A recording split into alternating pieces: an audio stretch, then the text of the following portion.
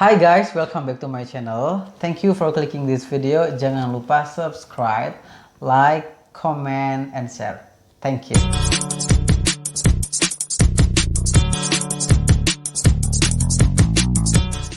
Well, di video kali ini aku mau ngobrol bareng salah satu sahabatku yang sudah berhasil menulis sebuah buku biografi dari tokoh yang sangat terkenal di Kabupaten Wonosobo.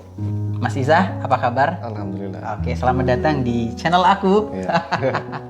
Kabar baik ya? Alhamdulillah. Oke, firstly I'm gonna say congratulations. Yeah. Bukunya sudah diterbitkan dan buku Jejak Langkah Abah Fakih ini sudah menginspirasi banyak orang. Nah, aku melihat kemarin waktu pertama dipublish di sosial media, di Facebook, di Instagram gitu, antusias dari masyarakat itu sangat luar biasa. Saya membaca komennya. Gimana perasaanmu melihat antusias yang timbul dari masyarakat dengan adanya buku ini? Pertama ya perasaan bersyukur lah. Oke, bersyukur banget ya. Bersyukur akhirnya setelah tertunda beberapa waktu, akhirnya bisa diterbitkan juga Bisa buku diterbitkan. ini. Dan yang menyebabkan saya bersyukur lagi adalah karena ini buku awal saya, buku pertama saya. Pertama ya. Sama Kang Zena juga buku pertama. Oke. Doa saya sih yang termasuk saya penulis sama yang membacanya ikut merasa senang, terutama mendapat pelajaran dan berkah istilahnya lah seperti itu. Dari buku itu. Oke. Apa sih yang melatar belakangi kalian menulis buku ini? Yang melatar belakangi pertama adalah apa ya? Dari santri yang mereka baru datang santri baru gitu ya. Santri baru istilahnya seperti itu. Itu yang memicu, mungkin mereka belum sempat mengenal atau berjumpa langsung dengan Abah Fakih, atau istilahnya ngaji langsung lah dengan Abah Fakih. Kemudian yang kedua adalah dari alumni. Dari alumni. Dari alumni mereka yang mungkin sempat belajar langsung dengan Abah Fakih, sempat bertemu langsung dengan Abah Fakih, kemudian selang beberapa lama tidak bertemu atau kembali. Mungkin belum sempat itu mengenal lebih dalam, karena mereka mungkin hanya sebagai santri saja. Dari situ akhirnya ya itu yang melatar belakang akhirnya. Jadi yang pertama adalah santri baru yang mungkin sudah tidak bisa menjumpai Abah Fakih. Jadi salah satu fungsi dari buku ini ya. Maksudnya buku ini bisa berperan mengobati rindu istilahnya lah. Kalau untuk alumni mungkin mengobati rindu terhadap Abah Fakih, tapi untuk santri baru mungkin untuk memperkenalkan Abah Fakih lebih dalam lagi ya. Lebih dalam lagi. Selanjutnya apa sih yang memotivasi kamu dalam penulisan buku ini? Pertama, tokoh Abah Fakih sendiri ya. Karena beliau adalah Abah Fakih itu kiai sekaligus ulama. Beliau ulama nasional.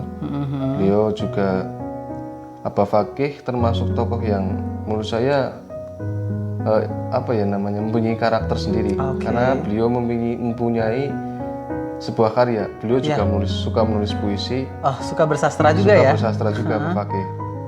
Dan berikutnya adalah ada salah satu dari dosen musik, namanya adalah Pak Yusuf Amin.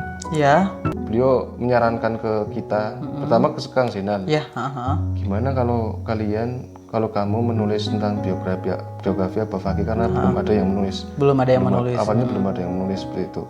Akhirnya Kang Zenan menemui saya dan kemudian mengajak saya. Beliau menyarankan ke kita, pertama ke Kang Zenan. Gimana kalau kamu menulis tentang biografi Abah Fakih, karena belum ada yang menulis. Awalnya belum ada yang menulis seperti itu. Akhirnya Kang Zenan menemui saya. Dan kemudian mengajak saya. Lalu prosesnya, gimana sih proses penulisan buku ini? Kalau prosesnya sendiri, awalnya saya sama Kang Zenan itu menulis sekitar bulan November. Bulan November tahun 2019. 2019. Dan seharusnya 2020 awal itu harusnya udah bisa terbit ya. Karena ada pandemi, akhirnya mulur sampai 2021. Pandemi menjadi kendala ya. Kalau menulis buku biografi, kita kan butuh yang namanya narasumber. Jadi narasumber awal yang kalian temuin itu siapa? Pertama saya sama Kang Zaini itu sowan ke Duriah. Duriah itu Duriah itu anak atau keturunan dari Abah Fakih. Abah Fakih. Ada yang saya sowannya ada namanya Gus Fafa. Gus Fafa, oke. Gus Fafa. Kemudian dari kita sowan ke Gus Fafa itu kami disarankan atau dikasih arahan lah kemana saja. Dan nasihat beliau kalau mau menulis tentang Abah Fakih itu kalau bisa jangan dari Duriah, dari orang dalam dulu, tapi kalau bisa dari orang luar agar nanti proses penulisnya atau isi dari buku itu lebih objektif. Gitu. Berapa narasumber yang disarankan oleh Gus Fafa?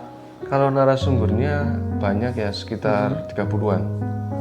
Dari mulai yang merawat Abah Fakih dari kecil, sejak kecil sampai yang menemani Abah Fakih atau menjadi supir Abah Fakih, yang mengenal atau dari teman-temannya, teman-temannya waktu di Mondok di Termas. Jadi orang-orang terdekat Abah Fakih yang disarankan oleh Gus Fafa untuk kalian temui sebagai narasumber seperti itu ya. Sebelum nanti ke Duriah. Sebelum nanti ke Duriah, ke dalam gitu ya. Berapa narasumber yang disarankan oleh Gus Fafa? Kalau narasumbernya banyak ya, sekitar 30-an.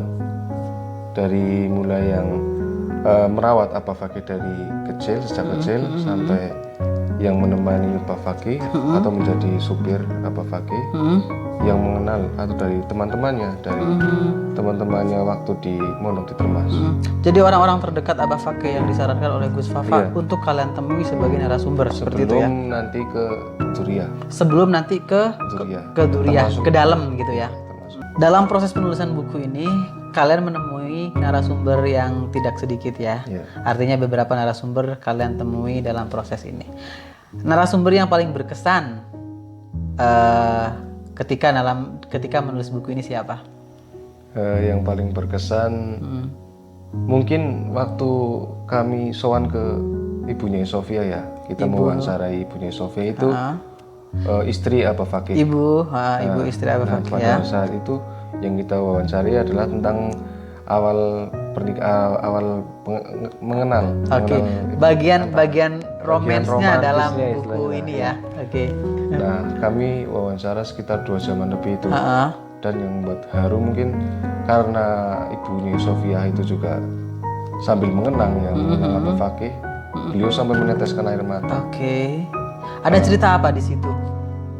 Banyak ya kalau awal-awal. Salah satu cerita yang kalian ingat sampai sekarang dan itu mungkin akan menjadi pelajaran yang paling berharga. Kaum muda kayak. Iya. Pelajaran kaum muda ya. Jadi Abah Fakih, apa ya namanya ya, sikap Abah Fakih terhadap seorang istri itu ketika ibunya Sofia melakukan kesalahan atau Abah Fakih dalam kondisi yang jalannya bad mood gitu ya. Itu Abah Fakih cara menyikapinya dengan menggunakan bahasa Kromo Inggil. Bahasa Kromo Inggil. Bahasa itulah dengan ibunya Sofia. Ketika sedang ada konflik apa ya, Abah Fakih menggunakan bahasa Kromo Inggil. Jadi untuk mengetahui Abah Fakih itu marah apa enggak, jadi kalau beliau pakai bahasa Kromo Inggil berarti beliau marah gitu ya. Cara mengidentifikasi apakah beliau marah atau tidak dari situ. Dan menurut saya itu apa ya namanya ya, ya mungkin bisa kita tiru lah istilahnya. Jadi tanpa harus adanya kekerasan dan konflik keluarga itu memang penyampaian emosi yang elegan gitu ya. Yang menurut saya ya so sweet lah. Oke, itu kan bagian romansnya. Ada hal lain nggak yang paling berkesan ketika bertemu dengan narasumber ya? Ada namanya Pak Wahidin. Beliau orang Sijeruk. Beliau termasuk salah satu tangan kanannya Abah Fakih karena menemani Abah Fakih pada waktu perjuangan baik. Beliau paham sekali tentang Abah Fakih pada waktu berperan di organisasi maupun di politik. Dan pada waktu itu juga yang membuat terkesan karena yang kita wawancari, yang kita harapkan adalah tentang karomah Abah Fakih. Karomah itu keistimewaan. Karena setiap kiai pasti memiliki karomah masuk Abah Fakih. Nah, beliau mengatakan untuk kalangan kita sebagai santri atau murid itu yang terpenting adalah istiqomah. Karena keistiqomahan itu lebih baik dari 1000 karomah. Itu yang mungkin apa namanya ya, pelajaran yang pelajaran bagi saya lah. paling baik Iya. dalam proses Ya, penulisan buku ini gitu ya. Istiqomahan. Oke. Bisa nggak diceritain sedikit tentang buku ini? ya. Oke. Jadi buku ini di dalamnya ada sekitar 8 bab, 8 bab, oke. membahas dari cikal bakal Pondok Pesantren Al-Azhariyah, para leluhur-leluhur Zuriyah. Di situ ada masa kecil Abah Fakih, kemudian guru-guru Abah Fakih, awal perjalanan, awal menuntut ilmu, kemudian pernikahan, dan juga ada sang sastrawan. Itu membahas tentang kehidupan Karya-karyanya Abah Fakih dan sastra, seperti itulah gitu. di pesantren. Ada banyak part, 8 part yang paling kamu suka di bagian mananya? Yang paling suka paling ya di bagian sastrawan. Di bagian sastranya ya, karena kamu juga suka sastra gitu ya. Oke, balik lagi ya. Tadi yang melatar belakangi kamu untuk menulis buku ini adalah santri dan alumni. Berangkat dari kekhawatiran kalian, kalau nanti santri baru itu rasanya wajib untuk mengenal Abah Fakih, dan buku ini juga bertujuan untuk mengobati rasa rindu para alumni yang sudah sempat ngaji bareng sama Abah Fakih. Ada nggak sih tujuan lain dari buku ini? Saya mencoba menulis buku ini itu bukan hanya untuk kalangan santri saja, karena setiap tokoh, setiap kiai itu memiliki karakteristik masing-masing, dan setiap pembaca pun mengharapkan karakter atau tokoh yang dia baca itu sesuai yang dibutuhkan. Maka dari itu kami mencoba menuliskannya dengan bahasa yang mungkin orang awam pun atau orang yang belum mengenal Abah Fakih pun bisa memahami, bisa menyerap, menyerap, dan di dalamnya juga merangkum kehidupan sih, kehidupan secara umum, karena di dalamnya ada motivasi seperti tadi saya sampaikan tentang hubungan dengan keluarga seperti itu, dan menerima tamu, etika menerima tamu, bagaimana berorganisasi, bagaimana kita menjadi sosok yang tangguh dalam menghadapi kehidupan. Selanjutnya nih ada beberapa pertanyaan. Jadi kemarin sempat diposting di Instagram, dan di situ ada beberapa respon dari para netizen. Yang pertama ya, saya bacakan secara random aja ya. Oke, mungkin ini ya. Yang pertama itu, hal apa yang paling tidak bisa dilupakan pada saat proses penulisan buku ini? Kalau hal apa, mungkin semua tidak bisa dilupakan ya, karena ini adalah karya pertama saya, buku pertama saya. Jadi setiap prosesnya, setiap yang saya lakukan sama Kang Zainul itu nggak bisa dilupakan. Tapi mungkin di situ ada hal yang paling kamu tidak bisa lupakan. Apa itu? Ada nggak? Paling hujan kayaknya. Hujan yang kenapa nggak bisa dilupakan? Karena hujan itu tidak hanya membasahi kita, tapi membasahi kenangan-kenangan kita. Jadi hal yang tidak bisa dilupakan banget dalam proses penulisan buku ini adalah hujan. Yang kedua nih ya. Siapa yang memotivasi dan menginspirasi kalian dalam penulisan buku ini? Tadi sudah disebutkan ada dosen dan juga ketokohan Abah Fakih itu sendiri. Dan mungkin ada yang memotivasi lainnya. Kalau yang memotivasi kan tadi sudah disebutkan. Nah, kalau yang menginspirasi mungkin ya diri saya sendiri. Karena mungkin yang paham tentang keadaan saya, kondisi saya adalah diri saya sendiri, yang mungkin kemauan dari dalam diri saya sendiri yang itu memicu saya untuk menulis. Inspirasinya mungkin dari situ. Inspirasinya dari situ ya. Yang terakhir, penulisnya masih jomblo nggak nih? Saya masih jomblo. Masih jomblo beneran? Ya, karena saya masih dalam tahap menjadi penyair. Begitu ya. Kegalauan itu memotivasi saya untuk menulis. Jadi harus galau ya biar bisa menulis ya. Kalau nulis puisi itu memang kayaknya harus seperti itu, kalau nggak seneng banget ya galau banget. Tapi kamu memilih untuk galau banget. Nah, salah satunya jomblo. Sebelum kita selesaikan, ada hal yang lain yang mau disampaikan? Buku ini Saya mungkin buku ini adalah awal dari kita dari kalangan santri mencoba untuk menuangkan ide-ide. Dan yang harapan saya, buku ini tidak hanya berhenti sampai di sini. Karena saya yakini buku ini belum sempurna. Belum sempurna, dan semoga sih membuka inspirasi atau keberanian dari kalangan santri khususnya ya, untuk berani menulis, berani membuat karya, entah itu karya apa saja lah. Jadi buku ini adalah langkah awal untuk ini ya, menyempurnakan tulisan tentang biografi Abah Fakih ya. Oke, terima kasih ya. Mungkin saya minta ini tadi kamu menyebutkan di sini adalah ada bagian sastranya juga. Bisa kamu bacakan satu puisi aja yang ditulis sama Abah Fakih? Oke, coba.